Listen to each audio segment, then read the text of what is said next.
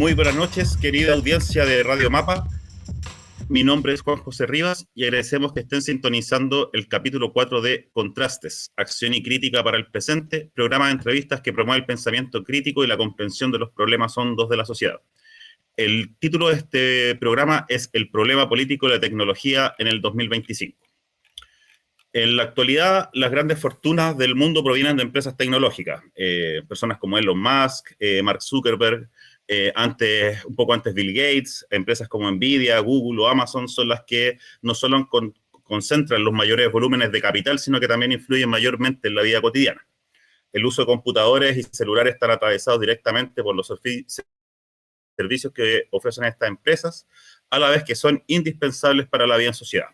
En el ámbito político, estas empresas también tienen una enorme influencia, por ejemplo, en el conflicto que existe geopolíticamente entre China y Estados Unidos, está cruzado buena parte por la carrera tecnológica que llevan entre ambos, expresado, por ejemplo, en el desarrollo de la inteligencia artificial, el desarrollo de chips, obtener ventaja en los mercados de los recursos naturales necesarios para estos avances, como el litio o las denominadas tierras raras. También, por su parte, la ciencia de datos y la inteligencia artificial están cursando ya una nueva revolución industrial que afectará tarde o temprano a toda nuestra vida cotidiana, nuestras formas de trabajo y nuestras formas de socialización, como ya lo hemos visto, digamos, con las tecnologías ya existentes. Además, estos avances muestran o levantan una serie de oportunidades y temores, muchas veces influenciados hasta por la ciencia ficción o por expectativas quizás desmedidas de los beneficios que pueden traer en esta nueva era. Una de las áreas que quizás genera mayor discusión o temor es el problema del control social. El fin de la privacidad de los datos, el reemplazo de la fuerza laboral por tecnología, como también quizás en sus visiones más extremas, los peligros de que la inteligencia artificial se autogobierne. A la vez, existen potenciales para mejorar enormemente la eficiencia en provisión de servicios sociales o públicos, también el reemplazo eventual de procesos de trabajo que pueden ser físicamente muy agobiantes, la mejor accesibilidad de bienes que antiguamente eran más caros de producir y en general la facilitación de una serie de aspectos de la vida que hoy se nos parecen más difíciles de llevar, además de su aplicación en áreas como la medicina, la ingeniería o las ciencias sociales. En Chile, uno de los antecedentes importantes que hubo en el uso de la tecnología para el beneficio del conjunto de la sociedad fue el proyecto CyberSyn, desarrollado en la época de la Unidad Popular, denominado por algunos como, comillas, el Internet de Allende, que trataba de un sistema cibernético de gestión económica diseñado para mejorar la planificación y el control de las empresas estatales o nacionalizadas, buscando aplicar principios de la cibernética, la teoría de sistemas, al manejo de la economía, con el objetivo de crear una forma de socialismo en tiempo real. Como sabemos, el golpe de Estado del 73 truncó este proyecto y muchos otros proyectos de enorme beneficio social, evitando que Chile pudiese ser un pionero tecnológico de la época. La experiencia de CyberSyn nos resulta interesante precisamente porque sus usos no estaban orientados al control social al que tanto se teme hoy día, sino al beneficio de las personas y al desarrollo de la economía. Es por esto que para abordar estos problemas hemos decidido invitar aquí a Contrastes a Rodrigo Fernández, Data Scientist de la empresa Globant, sociólogo y magíster en Economía Aplicada de la Universidad de Chile, que además ha sido autor de ensayos como Ciencia y Tecnología en la Poética Musical o Stafford Beer, Semblanza y Visión de un Genio Olvidado, además de ser el creador del número especial Nostalgia del Futuro en la revista Cuadernos de Bochef, precisamente enfocada en la historia y vigencia del proyecto CyberSyn. Muy buenas noches, Rodrigo. Muchas gracias por estar con nosotros. Para al tiro empezar la conversación, cuéntame un poquito de dónde surgió tu interés por profundizar en CyberSyn, de dónde viene tu inquietud por conocer y difundir este proyecto, qué problemas de la actualidad te llevaron un poco a esta indagación, qué te inspiró, digamos. Eso. Buenas noches, Juan José. Muchas gracias por la invitación. Bueno, esto partió en el año 2009. Un amigo me comentó esto del Internet de Allende. Me acuerdo que me dijo, con estas palabras, me dijo, ¿tú sabías que nosotros podríamos haber inventado el Internet? Y yo le dije, ¿a dónde? No, imposible. Un poco porque nosotros somos hijos también de una era en la que se nos enseñó que lo mejor que podíamos hacer era importar caro para copiar barato, digamos. Eh, y me acuerdo que me mostró un teaser que iba a ser Nicolás López en torno a la novela de Jorge Baradit. ¿Ya? Yo no había leído la novela Baradit creo que salió en el 2008, y este teaser creo que se fue realizado durante el 2008-2009, y en el teaser está en YouTube. ¿Ya? En el teaser aparecen un par de imágenes bien interesantes porque la novela Baradit parte del supuesto de que el golpe fracasa, la unidad popular prospera y prospera fundamentalmente gracias a la implementación y escalamiento de este proyecto. Entonces me puse a buscar por internet y vi con la página de un proyecto que realizó hace ya 20 años Enrique Rivera, que es el actual director del Museo Interactivo Mirador, el MIM. Él fue el primer investigador sobre este tema. El proyecto se llama Sinergia Cibernética y en el sitio explica el proyecto y además subió cierta documentación. Subió, de hecho, dos documentos originales del proyecto, de la Corfo, oficiales, uno escrito por Raúl Espejo y otro escrito por Stafford Beer, que era el director científico del proyecto. Y lo encontré alucinante. Pero no solamente por la fascinación estética asociada a la sala de control que aparecía, ¿verdad?, en la cortina del programa, sino también porque para mí fue una forma de darle contenido a los cuestionamientos relacionados al imaginario que heredamos de la Unidad Popular. El imaginario que heredamos de la Unidad Popular, eso fue al menos la historia que o al menos me contaron a mí, que era una cosa llena de poncho, más o menos conservadora incluso, como esta onda media como folclórica, entendido el folclore como algo estático.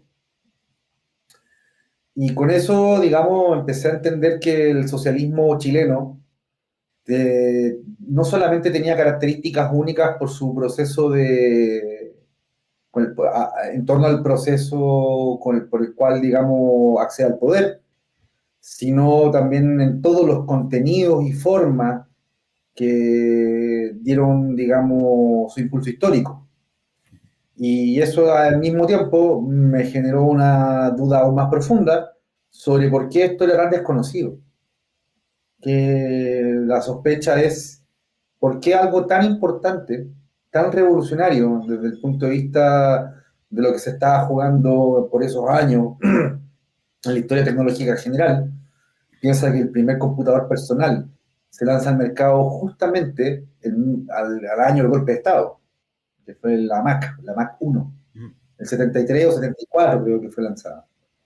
Entonces estaban pasando cosas interesantes a nivel de historia tecnológica general y Chile estaba jugando un rol importante. Por algo quisieron enterrar eso, no solamente físicamente, sino moralmente, simbólicamente.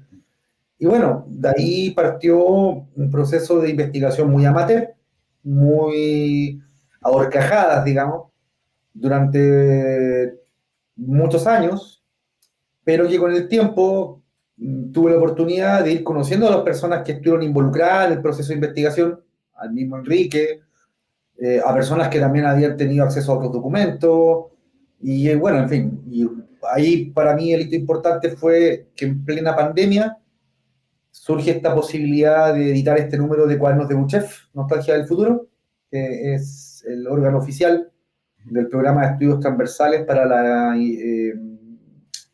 Ingeniería, Humanidades y Ciencias, ETICS, de la Facultad de Ingeniería de Chile. Y eso me dio la oportunidad de poder contactarme con Raúl Espejo, que fue el último director de operaciones de CyberSyn. También ahí colaboró David Maulén, a quien agradezco profundamente no solamente su colaboración puntual, sino su amistad. También escribió en ese número Víctor Ganón, que fue el director del URUCIF. El URUCIF fue el proyecto, el CyberSyn uruguayo, ¿ya?, que se dio en el contexto de lo que fue la recuperación democrática en Uruguay. ¿Ya? En fin, por ahí parte. Y eso, para ser sincero, hay otro hito crítico muy importante, que fue la publicación en el año 2012 del libro Revolucionarios Cibernéticos de Den Medina, a quien también tuve la oportunidad de conocer y compartir en algún momento. Creo que ese es el mejor texto que ha salido sobre el proyecto. Sin duda alguna no se ha hecho mejor revisión sobre las fuerzas sociales involucradas en el proyecto, los conflictos políticos al interior de la misma unidad popular en torno al proyecto, y en verdad ahí también entendí por qué el proyecto fue enterrado. Y en torno a la lectura de ese libro, yo leí el libro por ahí por el 2014, 15, y recuerdo que ahí tomé la decisión de aprender a programar. Y de hecho, he de decir que gran parte de los caminos de la vida que me han llevado al trabajo en el que me desempeño hoy día están relacionados a la lectura de ese libro. Wow. Así que, bueno, ese es el contexto en el que empiezo a interesarme por esto y más o menos cuáles fueron los pasos que me dieron la oportunidad de poder profundizar un poco más en esto y poder también difundirlo, porque, bueno, con medios muy limitados, he tratado de evangelizar con esto. No, o sea, obviamente siempre hay un regocijo, digamos, intrínseco en lo que está ahí. ¿Cómo no, verdad? Mm, Es algo enigmático, ¿verdad? Tiene una cosa de ciencia ficción, mm. pero hay Prometeica. algo más profundo que... ¿Cómo? Prometeica. De todas Sí, maneras, el Prometeo colectivo, sí. ¿ya? Prometeo colectivo y sudamericano. Entonces, no sé, creo que ha sido de las cosas más importantes que he experimentado en mi vida, para ser sincero. Sí, oye, qué buena historia, Rodrigo. Bueno, enganchando un poquito con lo que cuentas, ¿tú qué elementos como de vigencia ves que son posibles de desarrollar o que hoy día serían como importantes de tener en cuenta pensando en el entendido de que del proyecto Cyber, si me refiero en el entendido que hay muchos elementos que eran innovadores en esa época, que hoy día tienen, no sé, aplicación cotidiana en muchas empresas. Yo personalmente una vez tuve la oportunidad de ver un sistema como de seguimiento en tiempo real de la producción de Antofagasta Minerals, que era desarrollado con un software que se llama Visagi, por ejemplo, eh, y que estaba linkeado a otro software, era una cuestión así bien cotota. Sin embargo, pareciera que en el Estado, en los servicios públicos, parece estar mucho más rezagado en esa línea. Entonces, en ese sentido, bueno, ahí me gustaría que te explayaras un poquito, digamos, como, eh, no sé, pues, qué cosas aún no se hacen, digamos, de lo que se hacía en el proyecto CyberSyn y qué cosas, digamos, podrían tener vigencia hoy día pensando, no sé, incluso como en programas políticos de la izquierda o qué sé yo, digamos. Es que aquí hay que distinguir dos cosas, porque el proyecto originalmente nace como la inquietud por dotar al área social de la economía de una metodología de gestión ágil. ¿Ya? Claro. Lo importante no es, el dispositivo tecnológico es un habilitante, pero lo que está de fondo es un nuevo modelo de gestión para la economía. Esa es la primera etapa. Uh-huh. Pero después, y aquí hay una coyuntura muy importante en el proyecto, porque el proyecto cuando se empieza a discutir, a diseñar y se empiezan a implementar las primeras piezas, era básicamente lo que hoy en día en cualquier empresa, en cualquier industria, opera en lo que hoy en día se llama un pipeline o tubería, digamos, que es la metáfora, de datos, ¿verdad? Con las etapas en las cuales tú ingestas los datos, los preprocesas, los filtras, luego los analizas y eso lo dispones para tomar decisiones. Entonces, lo importante, a ver, qué cosa interesante ahí. Bueno, uno, estos datos eran tomados una vez al día, ¿ya? Lo que para efectos de la época era tiempo casi real, ¿ya? Todos los estados del mundo reportaban una vez al año sus estadísticas. Nosotros tomábamos una vez al día. Y esto era mediante una red de Telex que estaba instalada en cada una de las plantas, y ahí había un funcionario que metía, digamos, los datos. Un Telex es una suerte de fax, ¿ya? Como un teléfono con una máquina de escribir, ¿ya? Y en ese Telex se introducían los datos, esos datos Luego pasaban a una central. En esa central eran pasados a tarjetas perforadas. Esas tarjetas perforadas, que era básicamente un cartón con distintos hoyitos, ¿verdad? Y cada combinación de hoyitos era una orden y un conjunto de datos. Eso después pasaba a cinta magnética en un computador que era un IBM 360, una máquina grande con unos cassettes gigantes, digamos. Y una vez que pasaban a cinta, entraban a un set de programas estadísticos que habían sido diseñados para esto, el CyberStrike. ¿Ya? Y aquí se implementaban distintos modelos estadísticos para poder, digamos, capturar las variaciones de datos que eran relevantes de reportar. Y luego esto era modelado, digamos, en un componente que se llamaba el CHECO, que es el acrónimo de Chilean Economy. Era básicamente un modelo de simulación de escenarios económicos. ¿Ya? Y todo esto después iba a parar a la famosa sala de operaciones, o el Ops Room, y era bien interesante porque en verdad no era digital, era algo bien artesanal, porque las salidas de estos modelos eran graficadas en impresoras de punto, y luego un conjunto de diseñadores pintaba los gráficos, a los cuales le sacaban fotos, y esas fotos eran introducidas en retroproyectoras. La sala de operaciones tenía 3 retroproyectoras que luego estaban conectadas a estas sillas, ¿verdad? Con el joystick, y las combinaciones de las figuras geométricas permitían activar una determinada diapositiva de la retroproyectora para desplegarla en pantalla. En la misma sala había un catálogo de combinaciones geométricas para obtener determinada gráfica. Por ejemplo, la cantidad de, no sé, toneladas producidas por cemento melón. ¿Ya? Y la gracia de esto no era, o sea, la principal gracia de esta etapa del proyecto no era esa. Era que en la sala, de hecho, esa sala es un error. Esa sala tiene 6 sillas, cuando en verdad eran 7. ¿Por qué? No tiene 7, tiene 7, ojo. ¿Tiene 7? 4 atrás y 3. Sí, Ah, 4 atrás y 3 adelante. ya. Yo veo, a ver, 1, 2, 3, 4, 5. 7, perdón. Sí. Eran 7 por lo siguiente. Uno es un número impar, lo que permite que no existan empates en la discusión, digamos, de lo que estaba pasando en la situación económica. Luego, ¿por qué 7? ¿Por qué no 15?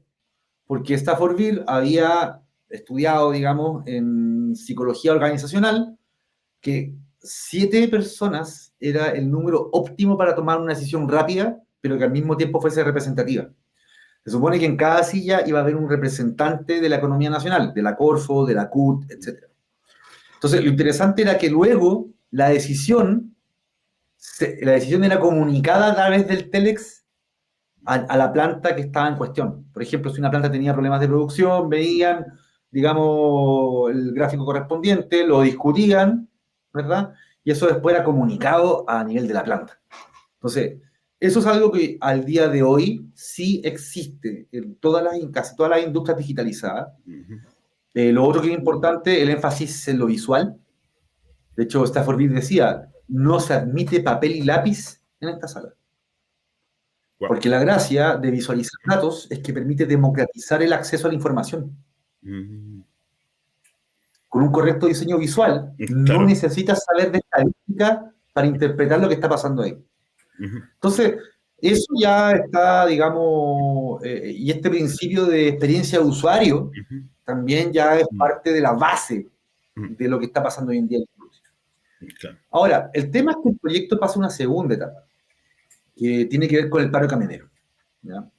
En octubre del 72, la CIA financió un paro de camioneros para, básicamente, sabotear el gobierno, básicamente mediante la inducción de hambre y desabastecimiento. En Chile se estimaban cerca de 40.000 camiones en esa época, de los cuales solo 300 siguieron en operación. Y ahí el equipo lo que hizo, con lo poco que tenía, porque ellos alcanzaron a tomar datos de 300 plantas, todos los días. Además que esos datos estaban incompletos, o sea, hasta el día de hoy, con toda la tecnología que tenemos problemas en esa época. Pero lo importante es que lograron, ¿qué fue lo que lograron hacer? reproducir la cadena de suministro y en la cadena de suministro hacer un listado priorizado de cuáles eran las empresas que había que abordar primero para evitar un desabastecimiento general. Eso por un lado. Por otro, pensemos que la cobertura telefónica en ese país era muy reducida. Yo tuve teléfono fijo por primera vez en mi vida el año 93. Sí, yo por ahí también. Yo. Entonces, y lo interesante es que estas 300 empresas, estos 300 telex, están repartidos, digamos, a lo largo no de las 15 regiones. Ahí no recuerdo bien cuántas regiones estaban cubiertas, pero eso también fue utilizado para adelantar las acciones de sabotaje. Con eso las comunicaciones fluyeron más rápido. Oye, mira, sabes que este camino acá está bloqueado y la torre de acá la reventaron, qué sé yo. Entonces, entre este insumo más analítico de las empresas priorizadas, más este uso de comunicación directa, básicamente 300 camiones pudieron evitar el desabastecimiento total. Y el paro se tuvo que bajar. Sí. ¿Y qué es lo que pasa ahí? Salvador Allende decide que le hagan una réplica de la sala de operaciones en su oficina en La Moneda. Y el proyecto empieza a gozar de una muy buena reputación. Y nos puede parecer tan cercano que gran parte de la clase política de la Unidad Popular está en contra del proyecto. Claro. Porque el diagnóstico inicial de Allende era que los socialismos estaban colapsando por el exceso de operadores políticos. Cybersyn fue una herramienta para sacar operadores políticos del Estado. Eso es una realidad. ¿Ya? Y efectivamente, como terminó pasando, digamos, fueron los operadores políticos los que hicieron colapsar el aparato económico, administrativo y social de los países socialistas. Entonces, el proyecto empieza a gozar de muy buen prestigio. Eso permite que su mentor, Fernando Flores, con menos de 30 años, pasara a ser ministro. De hecho, creo que Fernando Flores es uno de los ministros más jóvenes de la historia. Sí. Fue uno de los ministros más jóvenes. Pero bueno, pero ahí Stafford Beer se dio cuenta de otra cosa, porque en el paro camionero operaron redes de solidaridad que no venían incluidas en el paquete de los partidos de la época. Sí. Los cordones sociales. Y ahí Stafford Beer dice, a ver, esto que era un dispositivo tecnológico para implementar un nuevo modelo de gestión, se puede convertir también en un habilitante para un nuevo modelo social, no solamente para un modelo de gestión.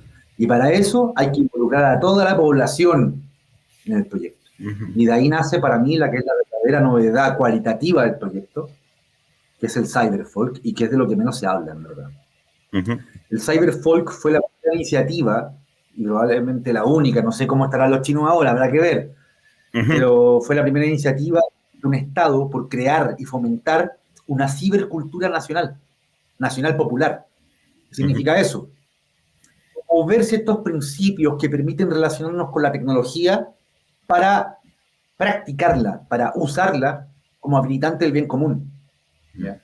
De ahí nace un folletín llamado Los 5 Principios para un Buen Gobierno, que son 5 ideas básicas sobre cómo la tecnología nos permite colaborar más y mejor en la solución de nuestros problemas. Al mismo tiempo, esto también fue entendido como en distintas estrategias de lo que hoy día se podría llamar marketing, digamos, de crear instancias culturales que acerquen a la población, a la sociedad, al uso común de la tecnología. Ángel Cereceda Parra le compuso una canción al proyecto en el año 73, llamada Letanía para una computadora y un niño que va a nacer. ¿Ya? Se pensaron también películas, ¿cómo se llama? Afiches. Bueno, gran parte de eso lamentablemente no se pudo llevar a cabo, pero creo que ahí está, digamos, el verdadero valor de la experiencia histórica de Cybersyn en el contexto de la historia tecnológica general. ¿Por qué? Porque esto me lleva al tema de la izquierda, de la sociedad ahora, digamos, porque hoy en día domina un imaginario distópico, muy movido por la ciencia ficción desde los años 80 en Estados Unidos, en el que hemos caído en un pensamiento único sobre el desarrollo de las fuerzas productivas, digamos, en este campo, ¿ya? Donde creemos que la tecnología es esencialmente nuestra enemiga. ¿verdad? Donde creemos que es más probable que nuestros teléfonos tomen conciencia a que nosotros podamos hacer una pequeña modificación en la forma en que nos relacionamos con nuestros teléfonos. Claro. Y creo que ese es como son los elementos del proyecto que me parecen que son los más relevantes de pensar hoy. El concepto de cibercultura. Claro. Porque si lo queremos aterrizar al campo de, ya hablemos en general, las fuerzas progresistas, digamos, ya, o las fuerzas críticas de la sociedad, estamos en un hoyo muy profundo. Aquí, no sé, yo sé que está de moda decir que todo está malo, pero es que si hay un lugar donde estamos peores en esto. Las fuerzas progresistas están preocupadas de puras estupideces. No conozco a nadie que piense esto en serio. A nadie. ¿Ya? Sí. Y no es que yo sea el único. No, conozco a algunas personas, digamos, pero me refiero a que tú ves el debate del Frente Amplio, del Partido Comunista, del Partido Socialista, el PPD, totalmente vaciado y frívolo. Yo por eso también, yo ya no tengo mucha relación con eso, porque creo que, no sé, hoy en día prefiero mil veces como concentrar mi misión y mi visión en difundir, aunque sea a escala muy pequeña, estas cosas, que andarme enredando en las frivolidades que nos tienen a puerta de sumarnos a la tendencia de gobiernos de ultraderecha. Es divertido, la otra vez conversé con el bajista Jorge Campos esto. Y le dije, mira, yo creo que gran parte del problema que tenemos hoy día es que hemos desatendido los temas importantes, los dejamos tirados. Y él me responde, pues es que es una tendencia mundial. Ya, pues, había que trabajar más entonces, pues no menos, pues, dije yo. No, pues tenemos a la izquierda tratando de considerar el tarot, weón, dentro de la episteme. ¿Cachai? No, yo tengo un panorama muy, muy sombrío del asunto. Siento que hay una vocación anticientífica y antitecnológica en la izquierda que le está sirviendo el plato al terraplanismo general. O sea, la izquierda en este momento es parte del terraplanismo. Okay. Las discusiones del lenguaje inclusivo son parte del terraplanismo. No, claro. Se pierde el tiempo con eso, lo siento. Ya, capaz que me funen por esta, pues me da lo mismo. Sí, o sea, yo comparto bastante ese diagnóstico, o sea, todo lo que es, yo siento que todo lo que es como la materialidad finalmente, desgraciadamente ha salido de la izquierda, o sea, ha salido de la discusión de la izquierda, de las fuerzas progresistas en un sentido amplio. O sea, se habla harto de que hoy día la izquierda ha abandonado un poco a la clase trabajadora y todo eso, pero también, o sea, y eso también incluye el pensamiento respecto a la tecnología. Yo por eso te preguntaba igual, o sea, y de hecho quería entrar un poquito en materia esto de cómo se gestiona la información hoy día, porque por ejemplo, hoy día en Chile existe esta especie de contradicción en que los conglomerados bancarios y el retail pueden hacer mejor cruce de datos que el Estado. O sea, hoy día, claro, hoy día, claro, existe la clave única que aspira a que permita subsanar esos problemas de cruce de datos, pero algo que todavía está en implementación y que requiere precisamente, me da la impresión, una cultura, una cibercultura, digamos, o una cultura de datos digamos, por lo menos en el funcionariado público, en la clase política, digamos, en la formación incluso, yo creo que la formación en todos los niveles, digamos, desde la preescolar hasta la universitaria, todavía está bastante al debe, digamos, en generar una especie de cultura general cibernética. Y en esa línea te quería preguntar, o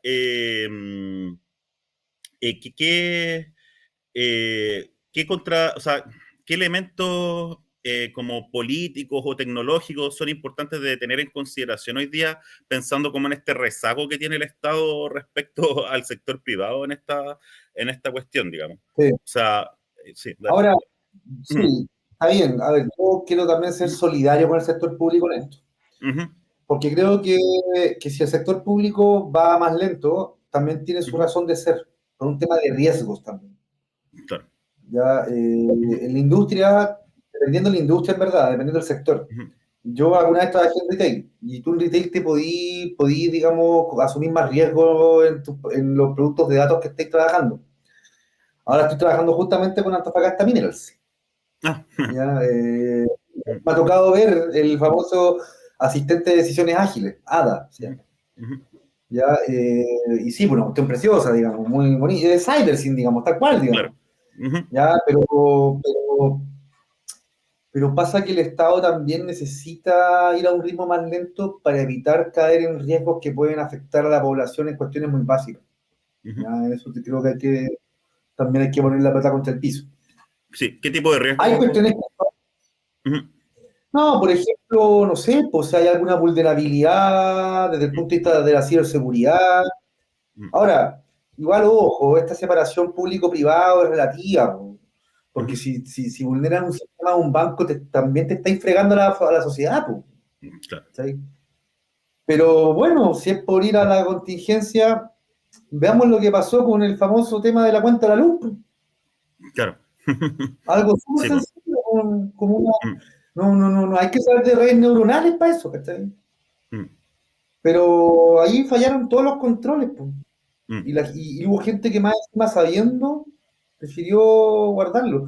Y ahí hay un tema también que a riesgo demanda, da lo mismo. Pero en China, Pardo ujú, estaría preso. Si claro. es que no, digamos, candidato a un castigo mayor. Ujú, Sí. O sea, a ver, hace varios años atrás, un amigo que trabaja en minería también tuvo que viajar a China por trabajo. Me ujú. contó que la noticia de la semana era que habían pillado al subsecretario de Agricultura en un caso similar al de fundaciones. Wow. Lo fusilaron, Mm, sí, sí, ¿no? se había Lo escuchado eso. fusilaron. Ujú, Porque esas cosas allá no se permiten, de verdad no se sí, permiten. claro, ¿No? claro. Sí, pues. Sí, de hecho ha Entonces, sido la marca de. No, no, que ha sido como la marca de ¿cómo? la gestión de Xi Jinping, esa mano dura contra la corrupción interna, digamos. Ujú. En un contexto de Sí. salto Y, tecnológico inmenso también que está haciendo China. mira, yo no es que esté de acuerdo con la pena de muerte, ni mucho menos, pero me llevo el mensaje de que las cosas de verdad no se permiten allá, pues aquí sí se permiten, son Claro. todas permitidas, ¿no? Ujú. Sí, pues, bueno, Entonces, hoy día. el problema, Sí, por sí, no, favor, solo iba a comentar escucha, que Pardow zafó de la acusación constitucional incluso. Ujú, exacto, ujú, exacto. Mm. Y no sé, mi mamá, weón, que tiene 80 años, tuvo que pagar 90 lucas de luz, claro. Sí, pues sí, así. viviendo sola, weón, Claro. ¿cachai? Sí, sí, sí, no, el tema de la Entonces, energía es bien complicado. Oye, y ¿tú conoces algún tipo de innovación que crees que no se haya implementado actualmente en el Estado y que sea como súper esencial que exista hoy día en el mundo privado, que exista en otros países?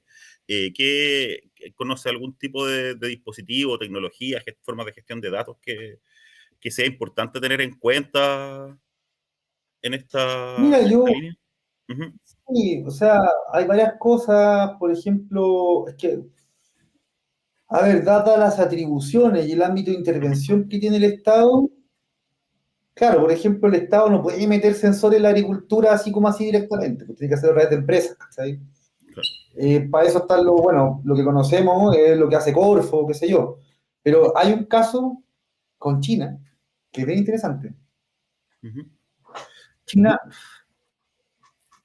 implementó un sistema de cámaras en todas las salas de sus colegios para traquear la expresión facial de los niños y de los profesores.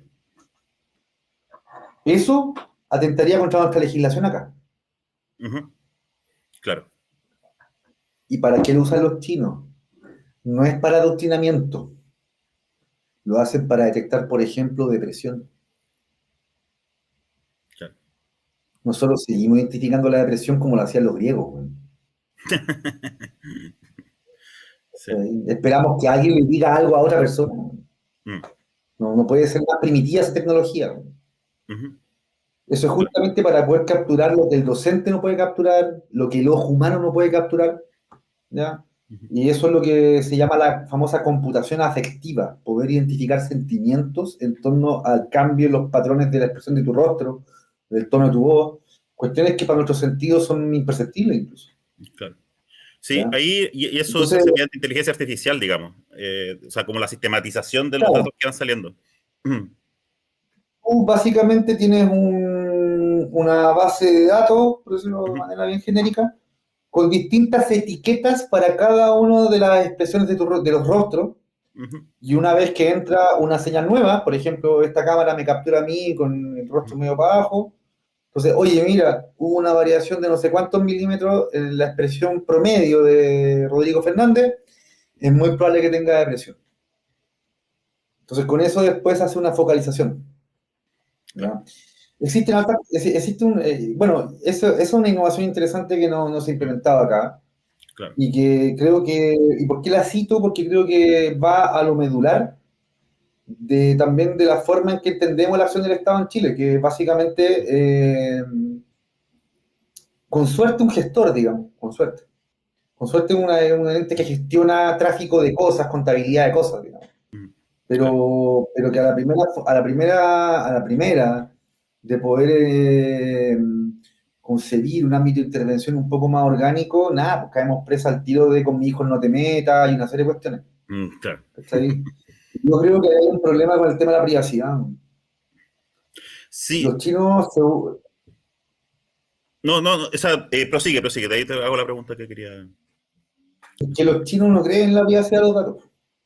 Mm, sí. Y las legislaciones que se están impulsando Ujú, en torno a temas de privacidad de los datos le están sirviendo en bandeja el siglo XXI a China.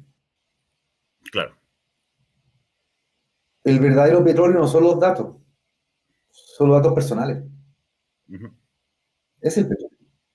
claro. Y nosotros lo que estamos haciendo con nuestra legislación es básicamente ralentizar no solamente al Estado, sino también a la industria. Y con esto, digamos, yo creo que Occidente entero se va a sepultar, ¿no? Claro. Entonces me van a decir, es que entonces tú crees en la vigilancia y el control social. No sé qué sociedad existe sin control social. Mm, ¿Ya? Estar en contra del control social es estar en contra de la ley de gravedad, weón. ¿Ya? Sí, es estar en contra de que el mar sea salado, weón. ¿Cachai? Entonces, el problema es otro. ¿Cuál es la dirección del control social mm, que consideramos, digamos, puede aportar a nuestro bienestar colectivo e individual?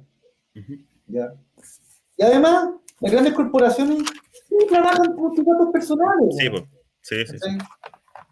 Tampoco, es una mentira que nosotros nos creímos que Mm, está basada en uno de los fundamentos de nuestra cultura, que es el libre albedrío. claro. ¿Cachai? Entonces, yo no creo, a ver, tampoco quiero decir con esto que el libre albedrío no exista. Solo creo que le estamos dando una dimensión totalmente esquizofrénica para efectos de cómo funcionan los sistemas sociales en general. Mm, claro.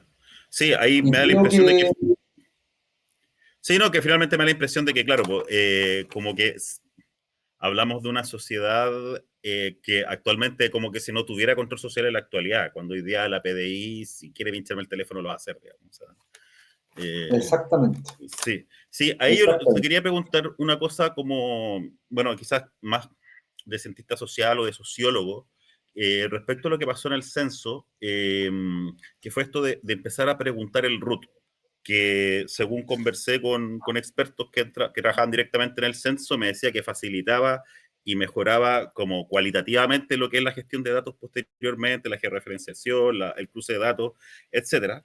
Y que, claro, eso como que de alguna forma atenta con la propia formación que nos dan a nosotros como sociólogos. Yo creo que tú recuerdas que estudiamos en la misma universidad, digamos, recuerdas que nos formaban como éticamente en la absoluta privacidad de los datos.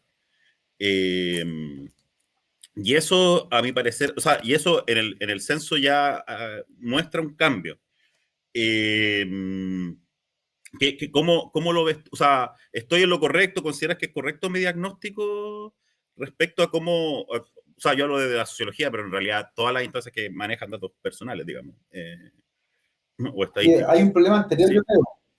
Ujú, Estamos levantando en ujú. estricto rigor, estamos levantando el censo con la misma tecnología que el censo del que escapaba María y José cuando nació Jesús, weón. Sí, sí, bueno, es un gran Sí. tema. Sí. Pero si tú podís cruzar la cuenta root con las cuentas de servicios básicos, con un sistema aerofotogramétrico para efectos de la caracterización de la vivienda, imágenes satelitales se producen en Chile desde los años 60, eh, y te ahorráis el censo. Claro, claro. En los países africanos Sí, se está haciendo así, con el traqueo sí, también de no sé, teléfono. hay países que no hacen censo en el sentido que lo conocemos acá. Sí, hay varios países. Y podéis después quizá ir acotando algunos elementos de levantamiento presencial, muy Claro. básicos. Sobre todo un país que está tan formalizado en términos de su, bueno, ahora no tanto con el tema de la migración, ¿cachai? Ujú, Quizá el censo debiese acotarse a eso, al flujo migratorio, claro. ¿cachai? Ujú, Pero si tú cruzáis registro civil, cuenta RUT, algunos bancos, cuentas de servicio, ujú, tenía un porcentaje importante de la información que se levanta. No claro. necesitáis que vaya un compadre a una vivienda a preguntar cosas. Po. Los Ujú. romanos hacían eso. Sí, pues. Entonces, yo he conversado con gente de INE. ¿Cachai? Le digo, bueno, pásenle esto a Amazon y se acabó el problema. ¿No? ¿Cachai? Sí, Bueno, sí. pero Ujú. ahora, ¿Mm? No, no, no, dale, dale. Ujú, Ahora, el tema de la sociología, es que ahí ya entramos en otro túnel. Po. ujú. No puede, no puede ser, compadre, que le hay más a Foucault, weón, que hacer ejercicios de álgebra. Po, weón.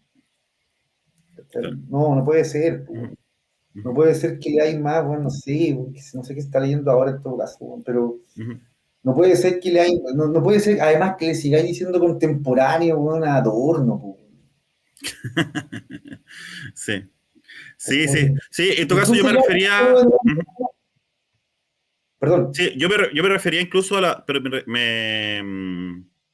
me refería incluso a como a la formación en estadística y en datos cuantitativos, digamos. O sea, sin no, si no hay entrar, nada de digamos, eso, como en no el, hay nada, en el currículo teórico, digamos, sino que ahí no, no no hay insistía nada de mucho eso. respecto a eso. Sí. Ujú. Si los estudiantes de sociología hoy día tienen menos estadística de la que tuvimos nosotros, pues, Juan José. Nosotros tuvimos un Eso curso de es, matemáticas, claro. tuvimos 4 semestres de estadística y 2 semestres de técnicas cuantitativas. Pues. Hoy día ya no hay matemáticas, hay 3 estadísticas y creo que hay un curso de técnicas cuantitativas. Mm, claro. ¿Cachai? La sociología computacional es un electivo. Sí, no, eso ¿Cachai? ya es. Entonces, Sí. y ahí hay un problema más profundo aún, porque yo hice clase de Ujú, Alberto Hurtado en ciencia política, y todos los años se hacía una reunión de los profesores de metodología para discutir de qué problemas veíamos, ujú, y qué sé yo. Y yo llegaba con el mismo problema de siempre, si los caras no saben programar. Y me decían, ya, hagamos un curso de R. Y me agarraba la cara, güey. ¿Quién te dijo que R era programación? Primero, R es un entorno de desarrollo con el cual tú llamas librerías. Eso no es programación, güey. No, programación es tener un curso de lógica, güey, de álgebra booleana, güey. De hecho, no sé, bueno, yo conozco, la gente que conozco que estudió esto en serio, no programan con un computador, lo hacen con pseudocódigo con un papel, güey. Porque es un tema lógico, hermano. claro. ¿Sí? Un tema lógico, hermano. Y después vemos la máquina, güey. ¿Cachai? Ujú, Entonces, y lo mismo pasa con estadística, en fin. Pero ahí ya hay un tema que también es, yo también quiero ser solidario con quienes hoy en día tienen que hacerse cargo de esto, ¿cachai? Yo sé que desde el lugar donde estoy es súper cómodo y es súper fácil decir que todo está mal o qué sé yo. El problema es que ahí tú también entras ya a un conflicto con la orientación vocacional de la carrera. Lo digo también porque ujú, tanto tú como yo entramos por una vocación humanística a la carrera, ¿cachai? No por una vocación científica ni tecnológica. ¿Sí? ujú, En estricto rigor no llegamos a estudiar ciencias sociales, llegamos a estudiar filosofía social. claro. ¿Sí? Sí. Entonces, y yo orgulloso de esa vocación, ¿cachai? Si no, Ujú, no quiero renegar de ella, ¿cachai? Pero creo que algo se tiene que poder hacer para ir alineando mejor esta vocación inicial con lo que es el desarrollo, digamos, ulterior de hacia dónde lleva esta cuestión, porque esto también se relaciona con temas de empleabilidad, claro. ¿cachai? En fin, o Sí. sea, tiene una cantidad de aristas muy importantes, pero en lo básico creo que el problema no es tener más cursos de estadística, ojo, sea, Ujú. lo de los cursos de estadística lo tomo como un ejemplo, pero de hecho, cuando nosotros teníamos clases con el profesor Bianco, ya que en esa época igual andaba un poco en otra, pero fíjate que el libro que teníamos que utilizar, el análisis multivariable, ahí estaban todas las técnicas que aparecen en todos los textos de Machine Learning. Yep. Clustering, Mm. análisis de componentes principales, Ujú. modelos de regresión lineal, modelos de regresión logística. ¿Sí? Entonces siento que también las escuelas de sociología y de ciencias sociales le dieron la espalda a esta cuestión, con la excepción de la católica, diría yo. ¿Sí? La de Portales también está haciendo un esfuerzo, pero en general no mucho, ¿cachai? Ujú. Eh, Eso desde ese punto de vista. Sí. Algo se Bueno, tiene que en poder es, hacer. sí, sí, sí, sí. Sí, claro. Es que, claro, ahí, digamos, como que la compartimentalización del conocimiento sigue súper anticuada en ese sentido. Como, como que Y esto todo. entramos en la escolástica. Sí, Estamos sí, en la escolástica, weón. sí. Loco, ¿qué es esa onda de que todo es un texto? No, Mm. no Sí, todo po, es un sí, texto. sí, sí, sí, claro. Y también el hecho de que, o sea, como esta idea de que estos son problemas de ingenieros nomás o cosas así que. Y no, po. O sea, hoy Exactamente, día ha cambiado, ya ha cambiado exactamente. la vida en sociedad, digamos, ha cambiado eso. Mira, lo quiero Y vincular sí. también con el tema del abandono de la clase trabajadora, weón. Ujú. El abandono de la razón, compadre. Claro. El abandono de la razón es una moneda que tiene todas estas caras. Se expresa en la política con el abandono de la clase trabajadora. Se expresa en las ciencias sociales con el abandono del método científico. ¿Sí? Ujú. Con la difusión de un pensamiento antitecnológico. ¿Sí? Con la divulgación de profecía autocumplida, con la cultura de la funa y la cancelación, que eso es fascismo. Eso es fascismo. ¿Ya? La cultura de la cancelación es lo que le pasó a Galileo. ¿Ya? Y creo que eso es lo que tiene, digamos, a nuestras disciplinas sumergidas. Po. Ujú.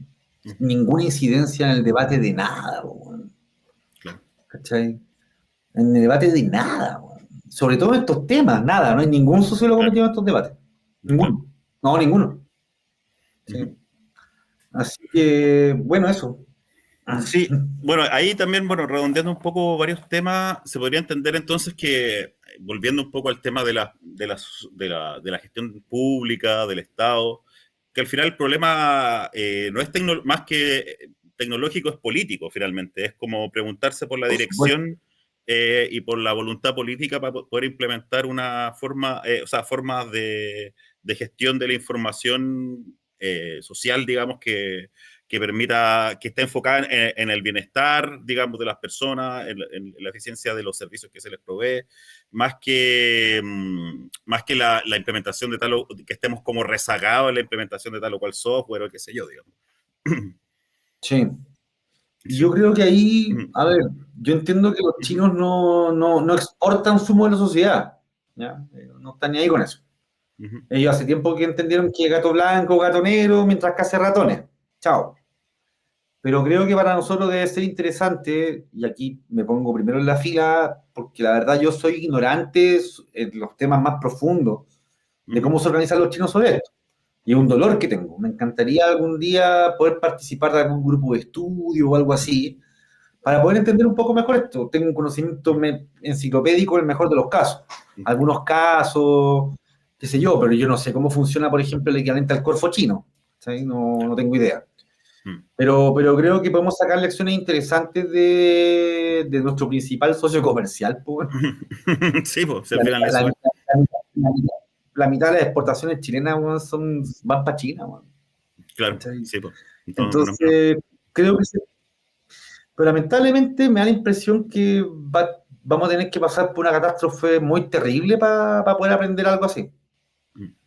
Porque creo que en esa materia, y fíjate qué interesante, porque en Occidente hay un autor que se llama Nick Land, que es el fundador de esta corriente llamada aceleracionismo, y que el tipo tiene un texto que se llama La Ilustración Oscura, y donde el tipo dice, oye, si esto de la libre competencia es como un cuento del viejo Pascuero para que la gente crea que es libre. Weón.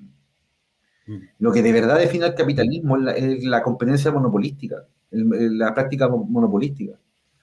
Y que en verdad es lo que hacen los chinos, pero con la ilusión hacia la sociedad de que estamos en un sistema que habilita nuestro libre albedrío. ¿Sí?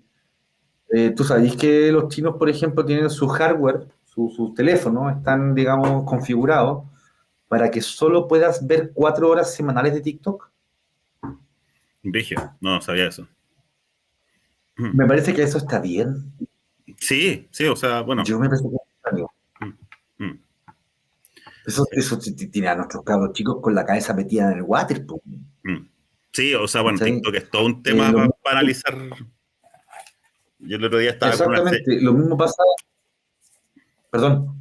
Sí, sí, no, que el otro día, anécdota, yo estaba, estoy tomando el curso de manejo, o sea, lo terminé hace unos días, y una de las instructoras que me hacía las clases prácticas me empezó a hablar de que votaba por Parisi.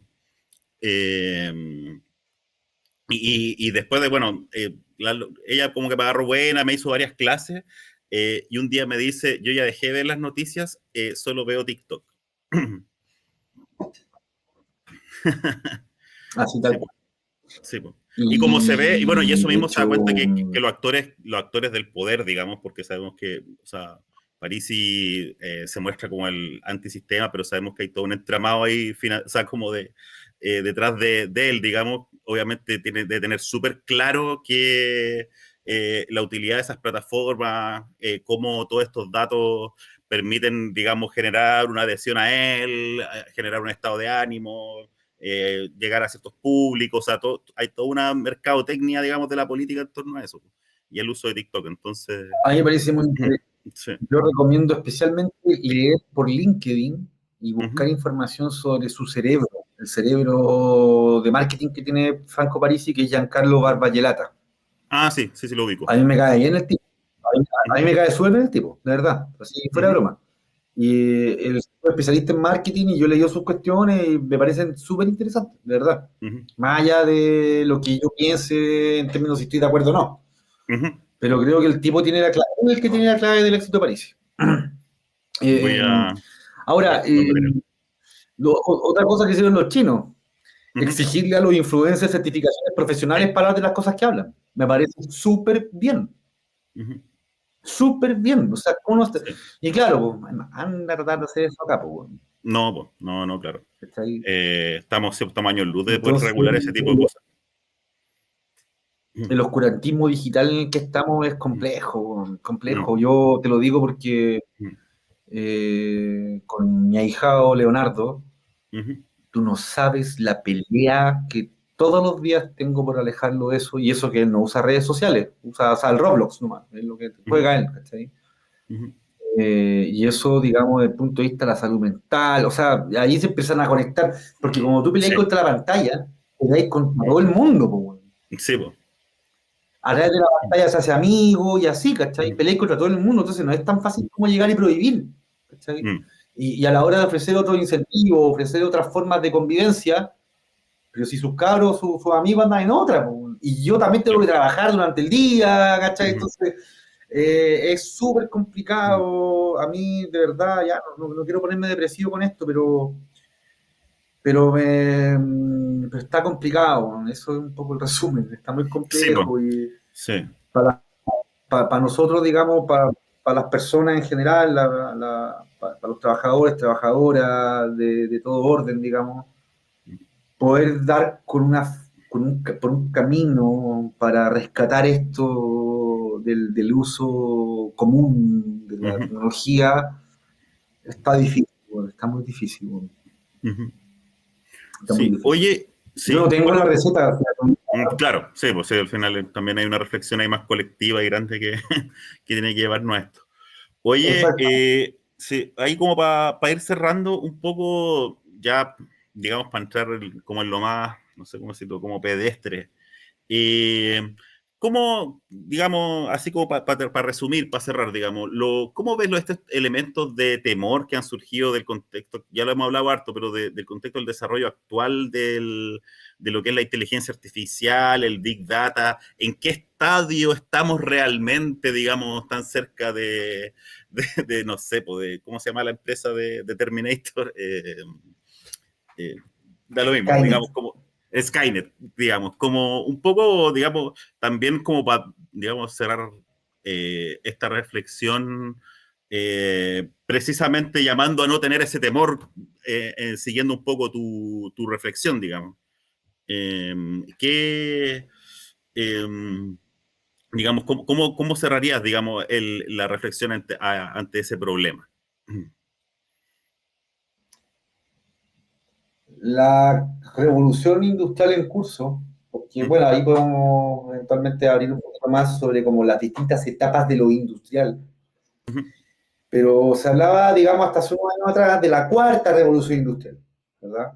Se decía que la primera, la del vapor, la segunda, la de la electricidad, la tercera, la del cómputo, la cuarta, la de la interconectividad, pero ahora hay una quinta, que es la revolución de la semántica. Cuando ya estos sistemas adquieren semántica, adquieren, digamos, entendimiento semántico de los problemas, porque es así, ¿ya? Lo de Skynet, a ver, yo creo que lo de Skynet, a ver, tiene una parte de verdad, digamos. Porque lo que está en el fondo de la discusión sobre Skynet es si la máquina es capaz de adquirir conciencia sobre sí misma, ¿ya? Ahí podemos, digamos, discutir qué significa conciencia. Pero desde el punto de vista de los atributos observables de la conciencia, porque, a ver, ojo, a veces a la pobre maquinita, weón, le exigimos mucho más en el test de conciencia de lo que le exigimos, weón, a nuestros compañeros y vecinos, po, ¿cachai? A la máquina le exigimos que tenga autorreflexión trascendental y conciencia de todas las cosas. Y bueno, algún que está al lado, con suerte le exigimos que sepa cruzar la calle, po, ¿cachai? Entonces creo que somos bien injustos con las maquinitas, ¿ya? Y eso habla muy mal de cómo somos con nosotros mismos, ¿cachai? Lo que Lacan llamaría una suerte de transferencia, no sé, ¿cachai? Pero, pero, pero creo que esto de la autonomía de las máquinas, yo creo que eso es un tema que sí se va a instalar, ¿ya? Eso es verdad, digamos, o tiene una parte de verdad. Pero creo que ese no es el problema, ¿no? Yo creo que hay un meme que da vuelta de cuando las máquinas toman conciencia y empiezan a perseguirnos. De repente agarran a un compadre que de hecho se parece a mí, weón, porque tiene barba y lentes, ¿cachai? Y le dicen, no, no, no, él nos pedía por favor y nos daba las gracias, ¿cachai? Claro. Ya, yo creo que yo me preguntáis a mí, yo creo que algo de eso hay, weón. Algo de eso hay. Es un poco mismo que pasa con la domesticación de los animales, weón, ¿cachai? Piensa que los perros, yo la otra vez lo conversaba con mi pareja, weón. Me he dado cuenta que hay muchos perros que son más civilizados que muchos humanos, weón, que adquirieron de mejor manera nuestras normas, weón. Se adaptaron de mejor manera a ellas, weón, ¿cachai? Que no te van a molestar, weón, ¿cachai? O si se acercan lo hacen de manera amistosa hasta cierto punto, ¿cachai?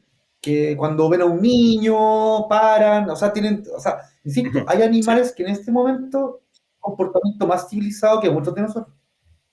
¿Cachai? Ya, no quiero decir con esto, no quiero hablar de la ciudadanía canina, ¿cachai? Pero me refiero a que los sistemas que tienen cierta capacidad inteligente, si tienen la capacidad de adquirir nuestras normas en cuanto a sistema semántico, digamos, entonces sí, pues las máquinas van a tener cierto grado de autonomía, si es que ya no la tienen en algunos casos, ¿cachai? Ahora creo que de ahí el tema es, insisto, creo que, bueno, va a sonar muy hippie lo que voy a decir, pero tiene que ver con la forma en que entendemos nuestra relación con ella. Y ahí quiero ir, digamos, al rescate no al rescate, sino a poner frente en este programa de que necesitamos no un área filosófica nueva, sino una nueva filosofía. ¿cachai? Y ahí me parece reinteresante el trabajo de Gilbert Simondon, que él, digamos, creo que pasó de explorar un área nueva de la filosofía a una nueva filosofía. Ujú. De hecho, en la introducción del modo de existencia de los objetos técnicos lo plantea de manera muy poética. Dice que nos hemos relacionado con la técnica como con en una relación de xenofobia, como que la técnica, la cultura, trata a la técnica como un extranjero indeseable, ¿cachai? Claro. Y con eso nos perdemos de una serie de elementos culturales, simbólicos, estéticos y éticos muy ricos. Creemos que solamente la máquina puede aprender de nosotros. Lo cierto es que nosotros también podemos aprender de la máquina. Mm, Yo estoy convencido de eso. ujú. Es lo que Mario Bunge llamaba una tecnoética, no una ética de la técnica. Ujú. ¿Ya? Lo mismo que el mismo Simondon llamó la tecnoestética, no una estética de la técnica.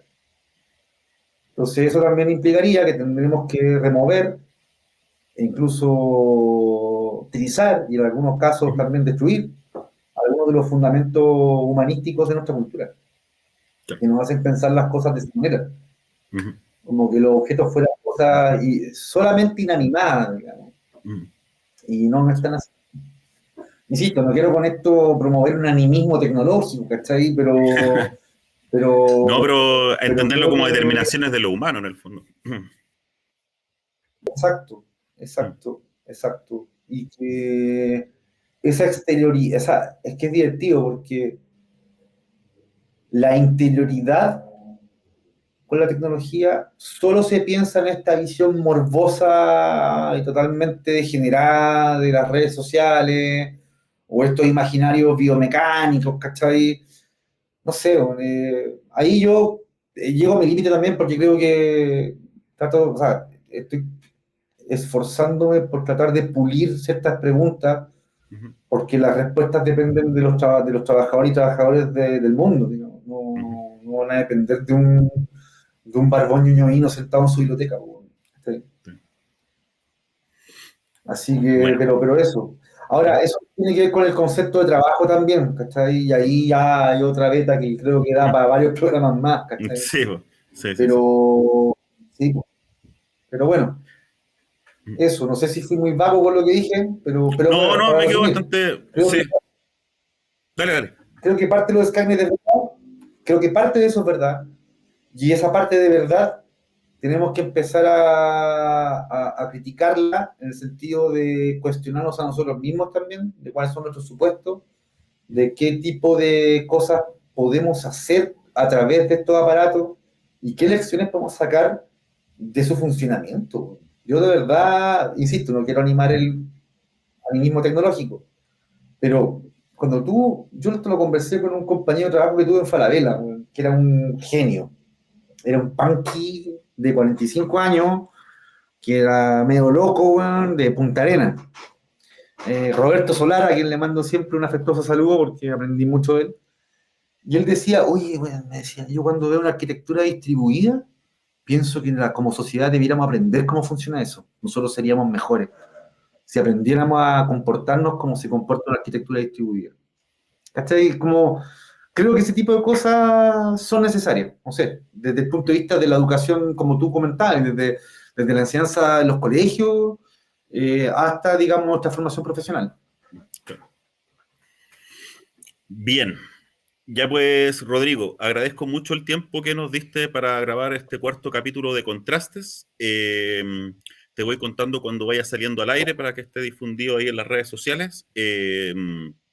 Espero que haya sido satisfactoria esta conversación para ti y nada, pues, o sea, las puertas de Radio Mapa están abiertas ante cualquier cosa que tú también estés interesado en compartir con nosotros o algo así, en general futuros programas, qué sé yo. Entonces, nada, pues, un abrazo también a toda la audiencia y seguimos trabajando para usted para facilitar nuevas reflexiones desde nuestro programa Contrastes. Un abrazo, Rodrigo, que estés muy bien. Muchas gracias, Juan José, y al equipo de Contrastes por esta invitación. Y bueno, también ahí, digamos, lo que ustedes quieran, necesiten, digamos, de lo que sea. Cuenten conmigo porque nada, pues es un esfuerzo bien valioso el que hacen y es parte también de usar estas cosas para, no Para el bien. solamente para evadir, digamos, sino también para Sí. enfrentar. Sí, exacto. Esa es nuestra idea. Muchas gracias, Rodrigo. Que estés muy bien. Ya. Cuídate mucho.